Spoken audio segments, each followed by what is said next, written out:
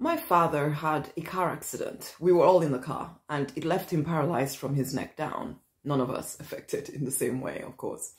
And that was beginning for me of losing trust in the divine. I was only about 6 or 7 or 8 or something around then.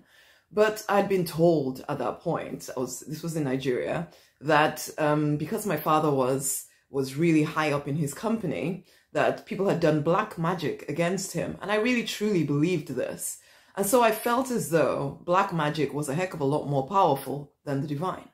And so therefore, I was not safe anymore because I'd had this trust in the divine that felt really shaken at this point. When did you lose trust in the divine? Do you know? Would you even admit it? Because I didn't for years, until I think it was only about 3-4 years ago that the divine brought it to my attention, that I realized that all that time from being 6 or 7 till 3-4 years ago, that there had been this doubt about the divine's ability to support me. Hey, I'm Rosemary Nonny Knight. I am the prosperity minister. I support driven spiritual people in leaving behind the pain and the limiting stories of the past and in rising victorious in their true design life.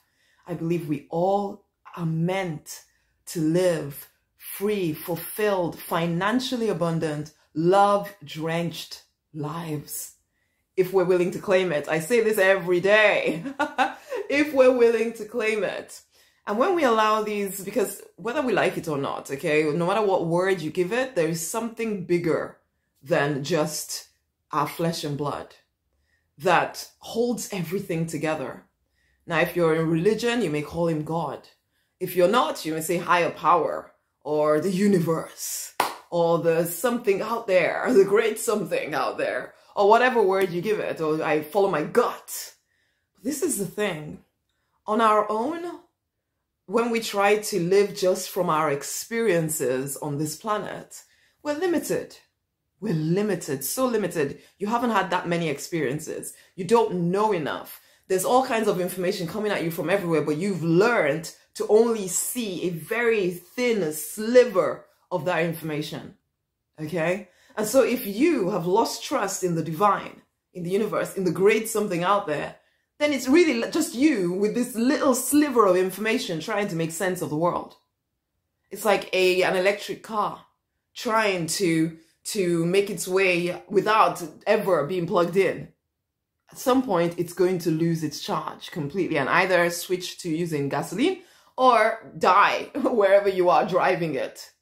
The thing with being human is that you can continue to walk around and continue to act as though you're alive when actually, because you're not connected to your source, because you only have that very thin sliver of information, you're walking around half dead, literally, telling yourself that you're alive and telling yourself that life is horrible and blah, blah, blah, blah, blah. Why can't things ever work for you? When all around you, there's so much opportunity, but you can't see it. And because you're not connected to source, you don't trust your ability to listen to your intuition.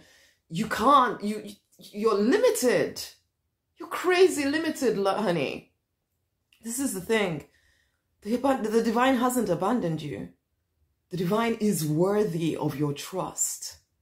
But it's going to take some deliberate cultivation of a relationship. This is why I did one of the boot camps of the Deliberate Millionaires Incubator is Easy Success. It's all about reconnecting with the divine without all the crazy beliefs that we give into. You have to be very deliberate about cultivating this relationship. Why? Because you need it. You're not created to do life on this planet just a human being. I always have this vision of us having this conversation with the divine that, yeah, make sure you're there to guide me through everything because I know that I'm not going to be able to see everything when I come down here. But, you're there. You can see the big picture. Make sure that I am listening to you. I know it'll take me a little bit of a time to remember that I'm supposed to listen to you. But when I do, make sure you give me all the information. This is us before we're born. At least that's the way I picture it. I don't know if it happens that way or not, but I just know that we're not actually created to do life alone. There is a super conscious level that we need to tap into. And when you tap into that level, you have access to wisdom beyond what you can even completely comprehend. You need to become connected again. The divine did not abandon you. I know life has sometimes felt really hard, but this is it. It's because you abandoned the divine. I know that sounds horrible, and I'm not judging you. We do this because we don't know any better. We don't know any better. Things happen, and we decide, oh, well, it's just us trying to figure stuff out. But no, it was never just you. You need that connection. And when you get a copy of my book, the Confidence book, in there I detail exactly how to reconnect with the divine, exactly how to start handling those weird beliefs that keep you separated from the divine. Because I even have a chapter in there about where the hell is the divine when you actually need him? Because I felt this way for a very long time. But I know that it does nothing for your confidence if you are trying to navigate life alone. So reconnect, my love. Go get a copy of the book, read it. Use what you learn in there to reconnect deeply with the divine. You are not created to do this life alone. Okay? Much amazing love. There'll be a link around this video. Go get the book. Also share this video with somebody else, okay? Much love. Bye.